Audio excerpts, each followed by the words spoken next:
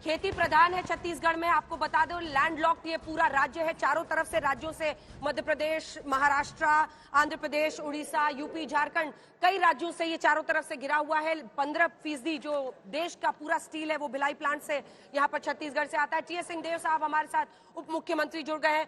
TS Singhdeo साहब, अगर यही आंकड़े जो एक्सेस माई इंडिया के इस पोल में दिखाए जा रहे हैं वो नतीजों में तब्दील होते हैं तो आपकी सरकार बनती हुई दिख रही है, लेकिन बीजेपी भी जबरदस्त तरीके से फाइट में है।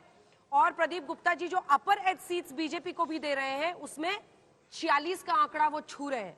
तो मुझे लगता है कि आपकी दुखदुकी शायद 3 दिसंबर तक चलती रहेगी। जी वैसे ही रहता है। और पहले आपको प्रणाम, मौका दिया आपके साथ जुड़ने का उसके लिए धन्यवाद, और सभी दर्शकों को मेरी ओर से प्रणाम।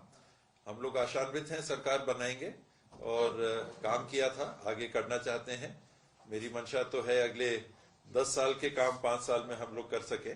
मौका मिलेगा तो जरूर कोशिश करेंगे। लेकिन बस्तर के इलाके में ऐसा नुकसान होना, देखिए अभी तो ये सर्वे के एग्जिट पोल के आंकड़े हैं, उसी आधार पर मैं आपसे बात कर रही हूँ। बस्तर के इलाके में जहां 12 में से 11 सीटें आप पिछले चुनाव में जीते थे, वहां पर बीजेपी आपको पीछे छोड़ रही है। 6 बीजेपी 5 कांग्रेस इस एग्जिट पोल में आ रहा है। क्या ये आपके लिए बहुत बड़ी चिंता की बात नहीं है? क्या प्रधानमंत्री नरेंद्र मोदी ने जो ट्राइबल पॉपुलेशन है देश में उसको अपनी तरफ कन्विंस किया है, और शायद उसी की वजह है कि हम ये झुकाव अब देख रहे हैं बीजेपी की तरफ ट्राइबल इलाकों में? मोदी जी की बात तो मैं नहीं कहूंगा, और ये पूरा हमेशा कांग्रेस के साथ रहा है ऐसा भी नहीं है। इलेक्शन हुए हैं इसके पहले जिसमें 1 सीट कांग्रेस को और 11 भाजपा को मिली। उसके बाद के इलेक्शन में 3 सीट कांग्रेस को और 9 सीट भाजपा को मिली, और उसके बाद जरूर टर्न हुआ और कांग्रेस के पक्ष में ज्यादा सीटें गई। और वर्तमान की जो स्थिति है वो 12 में 11 और बाई इलेक्शन में 1, तो 12 की 12 कांग्रेस के पास है। हमारा एक्सपेक्टेशन 4 से 8, 4 से 9 कांग्रेस के पक्ष का था, और वर्तमान में जो भी रिजल्ट आएंगे वो 3 तारीख को स्पष्ट होगा। इस बार मुख्यमंत्री कौन बनेगा, बघेल साहब या आपकी बाजी आएगी? हाईकमांड नहीं, हाईकमांड जिनको कहें, मैं बिल्कुल इसमें पहल नहीं कर रहा हूं। हाईकमांड जो तय करेगा, हम लोग सब इस राय के हैं कि आपस में ऐसी कोई बात नहीं है। जो हाईकमांड जिनको जिम्मेदारी दे, मिलके हमको काम करना है।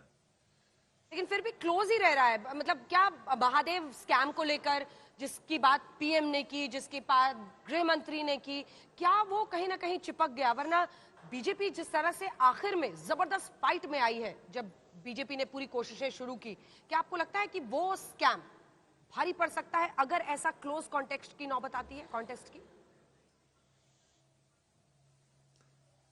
वो तो स्कैम का प्रोजेक्शन केवल था, एक आरोप सा लगा दिया था जो बड़े खराब किस्म की पॉलिटिक्स है। तथ्य हो तो आप कार्रवाई करें, वरना आरोप हाईएस्ट लेवल पे कम से कम आरोप नहीं लगाने चाहिए किसी के ऊपर। और मुझे नहीं लगता है कि उसका असर होगा। और जब चुनाव के नतीजे 3 तारीख को आएंगे, मेरा विश्वास है कांग्रेस 60 के पास में दिखेगी। लेकिन ये महिला वोटर्स को अगर आप देखें, किसानों को, जो उनकी महातारी योजना का उन्होंने बात की कि 12,000 विवाहित महिलाओं को हम घर में देंगे, या फिर जो खेतीहर मजदूर हैं उनकी बात की कि उनको हम देंगे, क्या आपको लगता है कि उसकी वजह से ये बहुत बड़ा ट्रांजिशन जिसमें बीजेपी जबरदस्त तरीके से फाइट में आई, जबकि उनका कोई भी राज्य का चेहरा इतना बड़ा प्रोजेक्ट होता हुआ इस बार लड़ाई में मेहनत करता हुआ नहीं दिखाई दिया?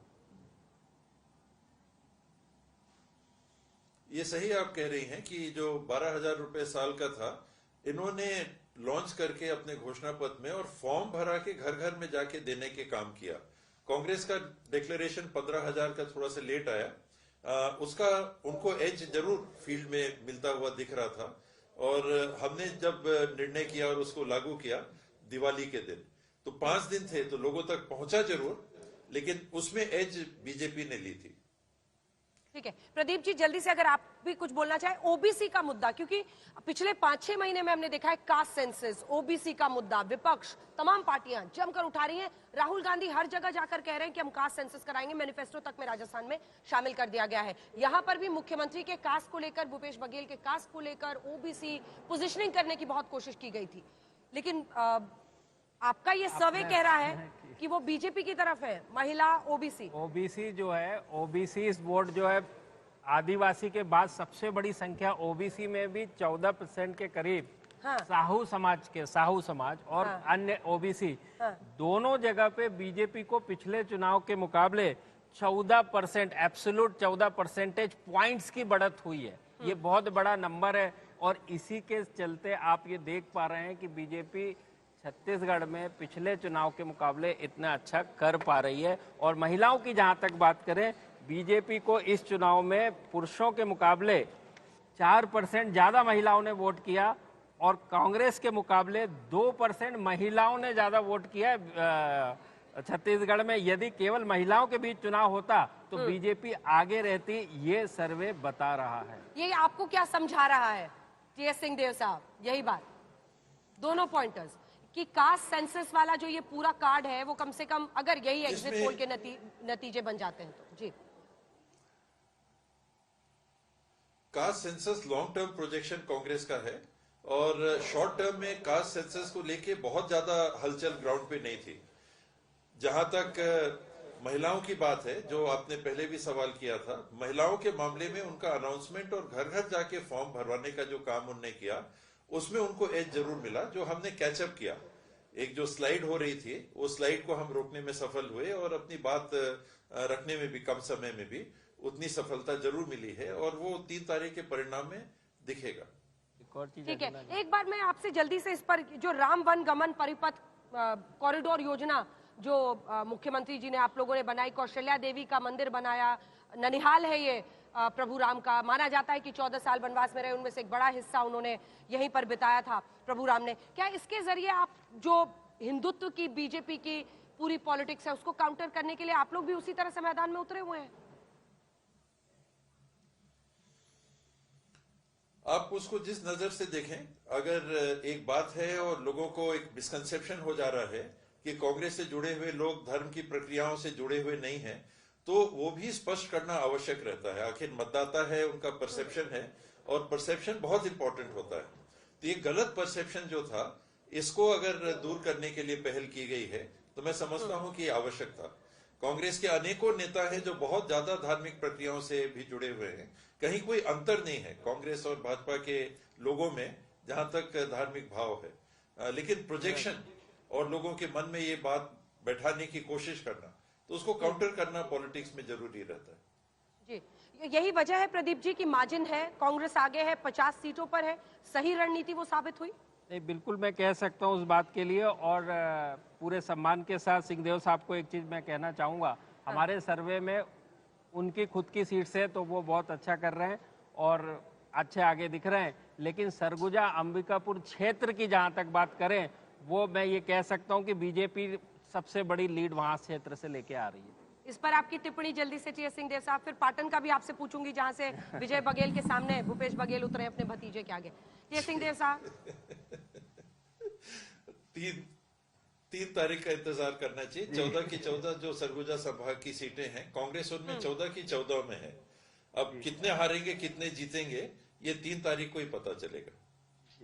चलिए ठीक है, पाटन का जल्दी से बता दीजिए कि पाटन को लेकर आपके सर्वे में क्या आया है, जहां पर भूपेश बघेल, विजय बघेल बीजेपी की तरफ से और तीसरी तरफ अजीत जोगी के बेटे अमित जोगी भी चुनावी मैदान में है। वो सीट के ऊपर मुख्यमंत्री भूपेश बघेल बहुत आगे नजर आ रहे हैं, बहुत आगे। उन्होंने कहा था वोटिंग वाले दिन कि रिश्ते में हम उसके बाप लगते हैं, फिल्मी डायलॉग मारा था उन्होंने, लेकिन चलिए उसके लिए इंतजार करना होगा। फिलहाल 50 सीटों के साथ आपकी सरकार वहां पर बनती हुई दिख रही है। और जो बड़ी बातें हमारे इस पूरे सर्वे में आई हैं उसी पर मैं आपसे प्रश्न कर रही थी। किसानों का लोन वेवर भी जो आपने मैनिफेस्टो में 5 नवंबर को रिलीज किया, बीजेपी ने 3 नवंबर को किया था, फार्मर लोन वेवर भी बहुत किसानों को आपकी तरफ खींचकर लेकर आया है।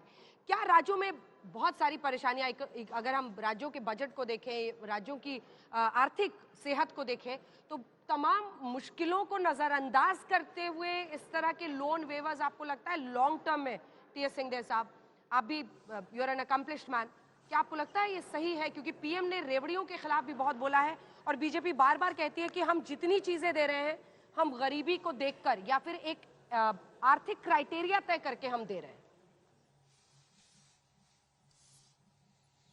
मेरी सोच में मैम, विकास के 2 पहलू अगर मान लें, एक अधोसंरचना का विकास हो गया, सड़क है, बिजली है, बांध है इत्यादि, और दूसरी तरफ परिवार के क्रय क्षमता को हम देखें तो मेरे लिए परिवार के क्रय क्षमता को बढ़ाना आर्थिक स्थिति को सुदृढ़ करने के लिए पहला मजबूत कदम होना चाहिए और हमने उसी को अपनाया। लोन वेवर सीधे सीधे 20,000 रुपए प्रति एकड़ किसान के घर में, किसान के जेब में पैसे रखता है और उससे वो अर्थव्यवस्था में क्रय करके अर्थव्यवस्था को भी मजबूत करता है और अपने परिवार को भी बेहतर स्थिति में लाता है। और इस साफ सोच से हम लोगों ने इसको इंट्रोड्यूस किया। पिछले 5 साल में जब इसको लागू किया, लोगों ने कहा था कि आर्थिक स्थिति चरमरा जाएगी, लेकिन छत्तीसगढ़ की सरकार की अर्थव्यवस्था बेहतर से बेहतर राज्यों में से एक मानी गई है। हमारा डेफिसिट 3% से अंदर है। लोन लेने की हमारी क्षमता कैपेसिटी अगर 25% आकी गई है तो हम 20% के अंदर हैं। तो सारे पैमानों पे और लोन हमको पटाने की जो जरूरत पड़ती है, लगभग 6,000 करोड़ रुपए लोन की किस्त और ब्याज को पटाने की स्थिति बनती है। तो पूरे बजट के अंदर हम अच्छे हालात में हैं और ये लोन लेके आर्थिक स्थिति को हम सुदृढ़ करते हैं तो ये बेहतर कदम। चलिए ठीक है।